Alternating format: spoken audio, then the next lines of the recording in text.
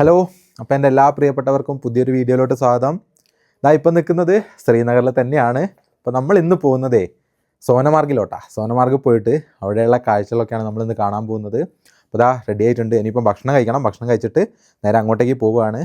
അങ്ങനെ ഞങ്ങളെ ഹോട്ടലിൽ നിന്ന് ഭക്ഷണം കഴിച്ച് ഇറങ്ങിയിട്ടോ. പക്ഷേ എൻ്റെ അടുത്ത് ഭക്ഷണം കഴിക്കുമ്പോൾ ആ സമയത്ത് വീഡിയോ എടുക്കാൻ വിട്ടുപോയി. അതാണ് അതില്ലാത്തത്. അപ്പോൾ രാവിലെ ആയിട്ടുണ്ട്.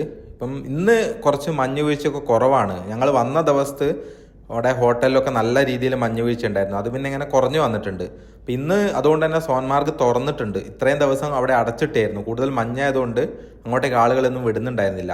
അപ്പോൾ ഈ തവണ ഞങ്ങൾക്ക് കിട്ടിയൊരു ഭാഗ്യം എന്താണെന്ന് വെച്ചാൽ ഞങ്ങൾ ഓരോ സ്ഥലത്ത് പോകുമ്പോഴും അവിടെയൊക്കെ ഓപ്പണായി കിട്ടി. ഞങ്ങൾ പോകുന്നതിൻ്റെ തലേ ദിവസം വരെ അടച്ചിരുന്നു. അവിടെ പഹൽഗാമിൽ പ്രശ്നം ഉണ്ടായിരുന്നു. അതായത് പ്രശ്നം മീൻസ് മഞ്ഞ് വീഴ്ചയാണ്, വേറെ ഒന്നുമല്ല. നിങ്ങൾ അവിടെയായിട്ടൊരു കോട്ട കാണുന്നില്ല. ആ കോട്ട എന്ന് പറയുന്നത് ഹരി പർബത്ത് എന്ന് പറയുന്ന ഒരു കോട്ടയാണ് കേട്ടോ. ഇവിടെ ശ്രീനഗറിൽ ദുരാനി സാമ്രാജ്യം എന്ന് പറയുന്ന ഒരു രാജവംശം നിർമ്മിച്ചിട്ടുള്ള ഒരു കോട്ടയാണത്.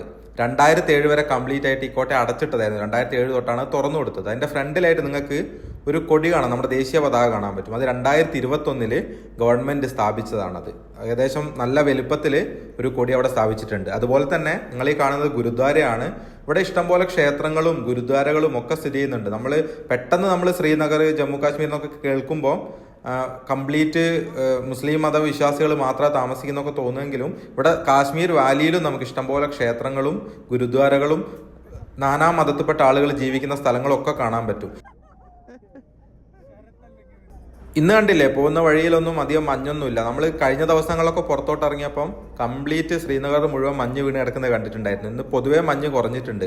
നമുക്കൊരു ലക്കിയാണ്. കാരണം നമ്മൾ പോകുന്ന സ്ഥലത്ത് അതിൻ്റെ ഒരു ബെനിഫിറ്റ് നമുക്ക് കിട്ടും. അങ്ങോട്ടേക്കുള്ള റോഡ് ബ്ലോക്ക് ഉണ്ടാവില്ല. അങ്ങനത്തെ കുറേ ബെനിഫിറ്റ് കിട്ടും. അപ്പം ഞാൻ നേരത്തെ പറഞ്ഞു വന്നത് എന്താണെന്ന് വെച്ചാൽ, നമ്മൾ അവിടെ പഹൽഗാം പോയപ്പോഴും അതുപോലെ തന്നെ ഗോണ്ടോള റൈഡ് പോയില്ലേ, അപ്പോൾ അവിടെ ഫസ്റ്റ് ഫേസ് മാത്രമായിരുന്നു ഞങ്ങൾ പോകുന്നതിൻ്റെ തലേ ദിവസം വരെ തുറന്നിരുന്നത്. സെക്കൻഡ് ഫേസ് ക്ലോസ്ഡ് ആയിരുന്നു, കാരണം അത്രയും മഞ്ഞ് വീഴ്ച ആയതുകൊണ്ട്. പക്ഷേ ഞങ്ങൾ പോയ ദിവസം ഞങ്ങൾക്ക് അത് തുറന്ന് കിട്ടി. അങ്ങനെ ഇത്തവണ കാശ്മീരിൽ വന്നപ്പം ആ അത്രയും മഞ്ഞുള്ള സമയമായിട്ട് പോലും ഏകദേശം എല്ലാ സ്ഥലങ്ങളും എക്സ്പ്ലോർ ചെയ്യാനുള്ള ഒരു ഭാഗ്യം കൂടെ കിട്ടിയിട്ടുണ്ട്. ഒറ്റ സ്ഥലം മാത്രമേ ഞങ്ങൾക്ക് മിസ് ചെയ്തിട്ടുള്ളൂ.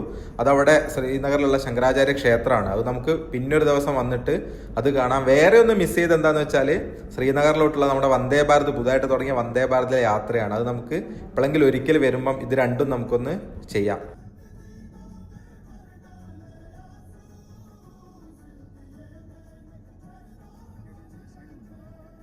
അതുപോലെ നമ്മളിപ്പോൾ ഈ പോകുന്ന സോൻമാർഗ് ഇല്ലേ, സോൻമാർഗ് എന്നും പറയാം, നമുക്ക് സോനമാർഗ് എന്നും പറയാം. അതായത് അതിന്റെ അർത്ഥം വരുന്നത് സ്വർണത്തിന്റെ പുൽമേട് എന്നൊക്കെയാണ്. സോനം എന്ന് വെച്ചാൽ സ്വർണ്ണം എന്നുള്ള അർത്ഥത്തിൽ, മാർഗ് എന്ന് വെച്ചാൽ പുൽമേട് എന്നാണ്. അങ്ങനെ ആ ഒരു അർത്ഥത്തിൽ കാശ്മീരി ഭാഷയാണ്, അത് കാശ്മീരി ലാംഗ്വേജിൽ വരുന്ന ഒരു വാക്കാണ്.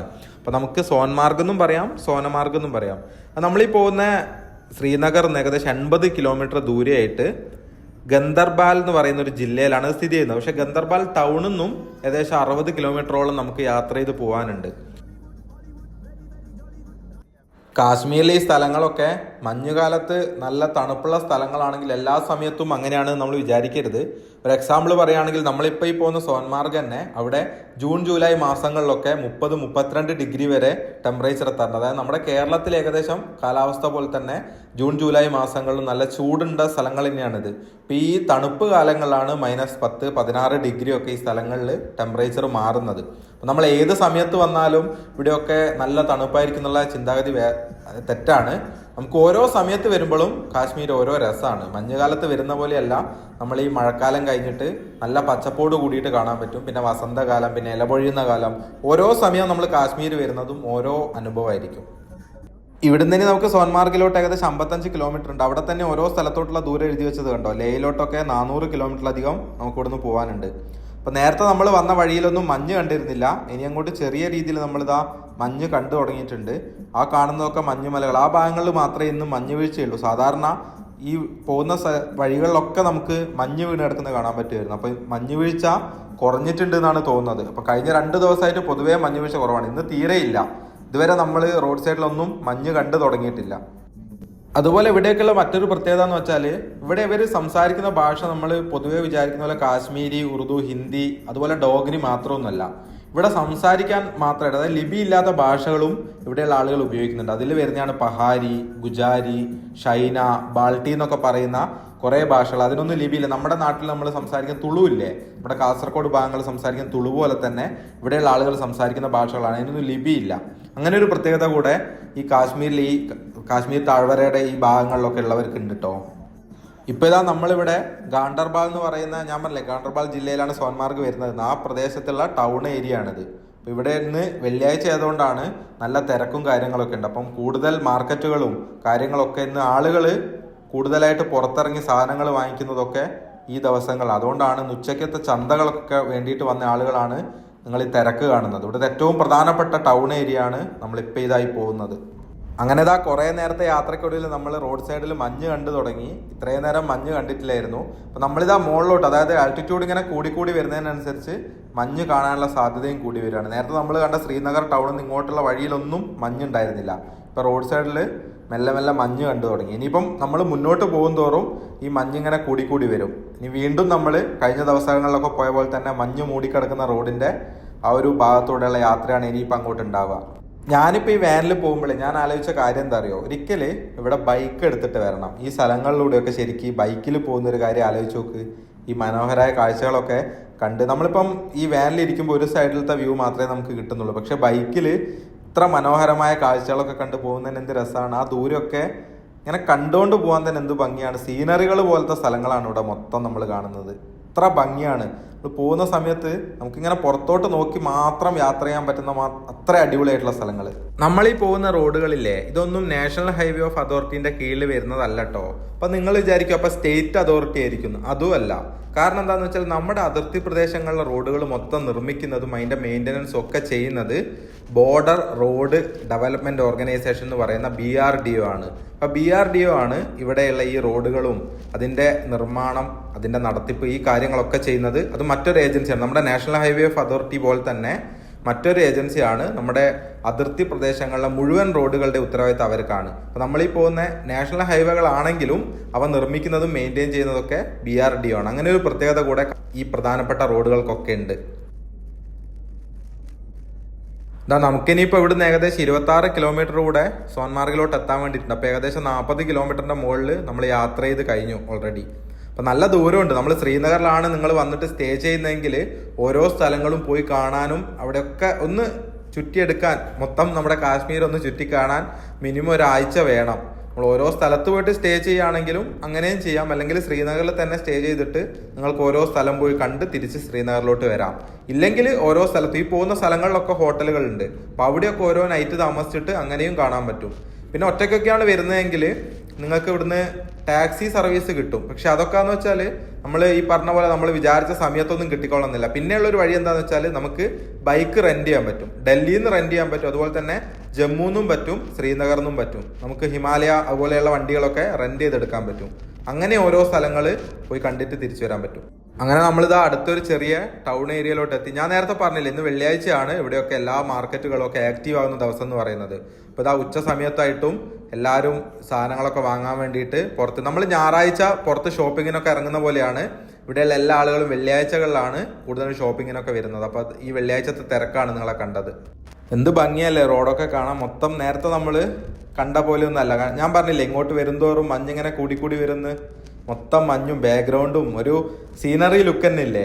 ഇതാണ് ഈ ഒരു ഭാഗത്തെ ഭംഗി എന്ന് പറയുന്നത്. അടുത്തത് അവിടെ ഒരു ജംഗ്ഷൻ വരികയാണ്. നമുക്കിനി ഇവിടുന്ന് സ്ട്രെയിറ്റ് ആണ് പോകേണ്ടത്. ഇനിയിപ്പോൾ നമ്മളൊരു ടണലിലോട്ട് കയറും. നമ്മൾ ഒരുപാട് റീലൊക്കെ കണ്ടിട്ടുള്ള ആ ഒരു സോൻമാർഗ് ടണലിലോട്ടാണ് നമ്മൾ ഇനി ഇവിടുന്ന് കയറുക. ഏകദേശം നമ്മൾ അങ്ങോട്ട് എത്തി. അവിടെ കണ്ടില്ലേ, സോൻമാർഗ് ടണൽ വെൽക്കംസ് യു എന്നൊക്കെ പറഞ്ഞ് എഴുതി വെച്ചിട്ടുണ്ട്.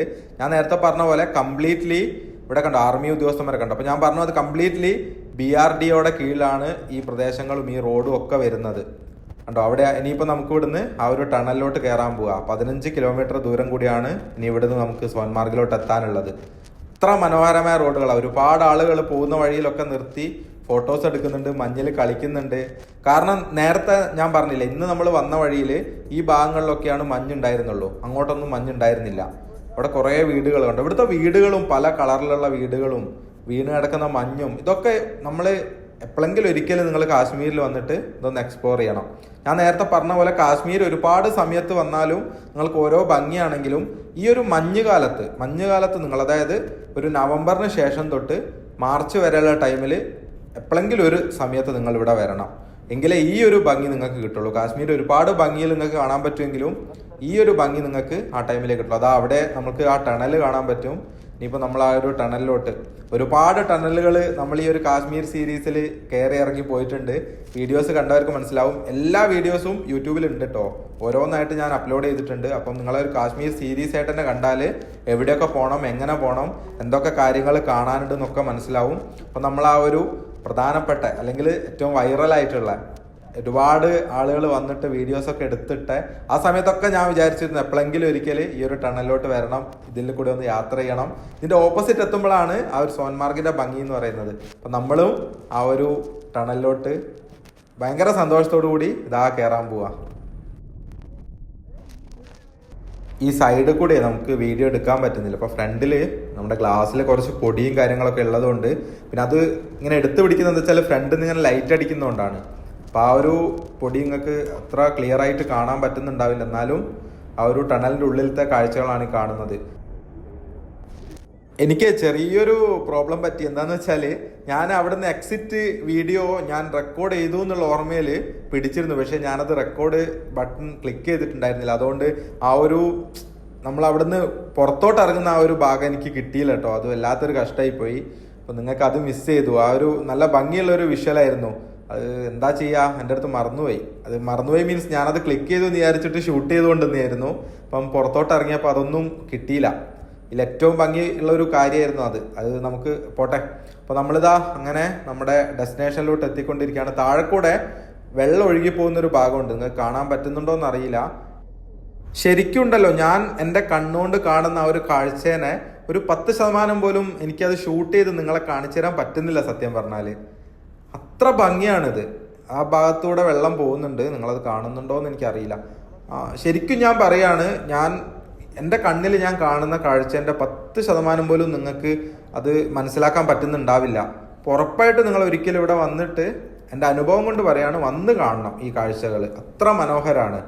ഈ 3 സ്പോട്ട് നിങ്ങൾ കാശ്മീരിൽ വന്നാൽ മിസ് ചെയ്യരുത്. 1 പഹൽഗാമാണ്, 2 ഗുൽമാർഗാണ്, 3 സോൻമാർഗാണ്. ഈ 3 സ്ഥലങ്ങളും നിങ്ങൾ ഉറപ്പായിട്ട് വിസിറ്റ് ചെയ്യണം. ഈ ഒരു സ്ഥലമല്ലേ ശരിക്ക് നമ്മുടെ പണ്ടത്തെ സിൽക്ക് റോഡില്ലേ, ആ ഒരു സിൽക്ക് റോഡിൻ്റെ ഒരു കവാടം എന്നുള്ള നിലയിൽ, അതായത് സിൽക്ക് റോഡ് വഴി പോയിരുന്ന ആളുകളൊക്കെ അവർ ഒരു വിനോദത്തിന് വേണ്ടി നിന്നിരുന്ന സ്ഥലം എന്നുള്ള രീതിയിലൊക്കെ പണ്ട് കാലത്തെ പ്രശസ്തമായൊരു സ്ഥലം കൂടിയായിരുന്നു കേട്ടോ.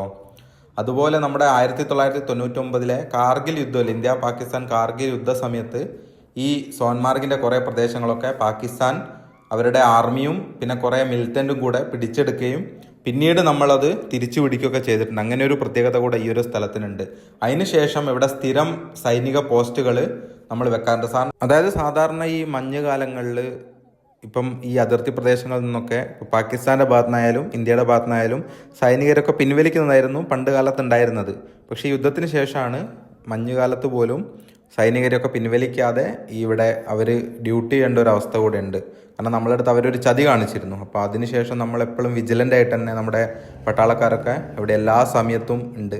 നിങ്ങൾ ഈ കാണുന്ന കണ്ടില്ലേ, ഇവിടെയൊക്കെ അത്രയും മഞ്ഞ് വീണ് കിടക്കുന്ന സമയമാണ്. ഒരാളുടെക്കാളും ഹൈറ്റിലൊക്കെ മഞ്ഞ് വീണ് കിടക്കുന്ന പ്രദേശങ്ങളാണ് ഈ കാണുന്ന മുഴുവൻ.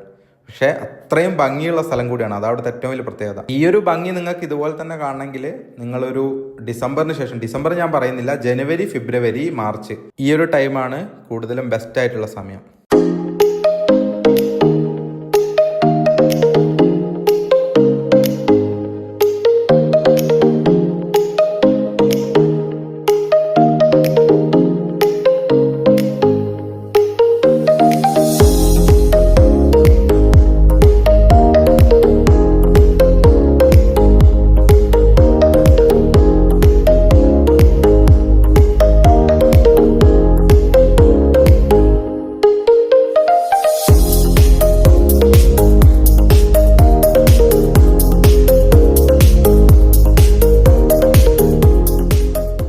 അതുപോലെ ഈ ഒരു പ്രദേശേ ഇവിടെ സ്ഥിരമായിട്ട് താമസിക്കുന്ന ആളുകൾ ഒട്ടും ഇല്ലാത്തൊരു സ്ഥലം കൂടിയാണ്. അങ്ങനെ ഒരു പ്രത്യേകത കൂടെ ഈ ഒരു സോൻമാർഗിനുണ്ട്. അപ്പോൾ നമ്മളെ ഇവിടെ സോൻമാർഗിൽ ഫുൾ മഞ്ഞിൽ ഇത് കണ്ടോ, നമ്മുടെ സ്നോയിലൂടെ പോകുന്ന വണ്ടി, എൻ്റെ അമ്മോ അടിപൊളി.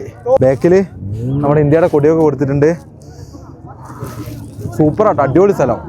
ഭംഗി എന്നുള്ളൊരു വാക്കിന് എന്താണ് ഒരു ഡെഫിനിഷൻ ഒരാൾ ചോദിച്ചാൽ ഈ ഒരു സ്ഥലത്തൊക്കെ വന്നിട്ട് ചുമ്മാ ഒന്നിങ്ങനെ നോക്കിയാൽ മതി. അപ്പം മനസ്സിലാവും എന്താണ് അതിൻ്റെ അർത്ഥം എന്നുള്ളത്.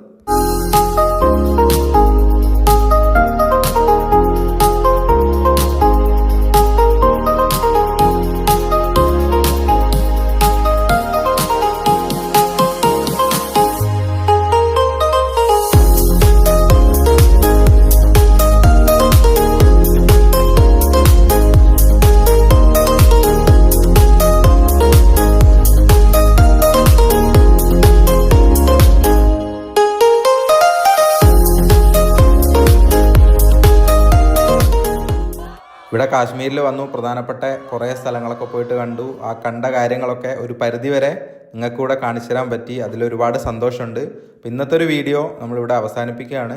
നമുക്ക് മറ്റൊരു ദിവസം മറ്റൊരു മനോഹരമായിട്ടുള്ള വീഡിയോ ആയിട്ട് വീണ്ടും കാണാം. അപ്പോൾ നിങ്ങൾ ആദ്യമായിട്ടാണ് ഈ ഒരു ചാനൽ കാണുന്നതെങ്കിൽ ഒന്ന് സബ്സ്ക്രൈബ് ചെയ്യുക. പിന്നെ വീഡിയോ ഇഷ്ടപ്പെട്ടാൽ നിങ്ങളുടെ ഫ്രണ്ട്സിനൊക്കെ ഒന്ന് ഷെയർ ചെയ്ത് കൊടുക്കുക. അപ്പോൾ മറ്റൊരു ദിവസം മറ്റൊരു മനോഹരമായിട്ടുള്ള വീഡിയോ ആയിട്ട് വീണ്ടും കാണാം. അതുവരെ എല്ലാവർക്കും ബൈ ബൈ.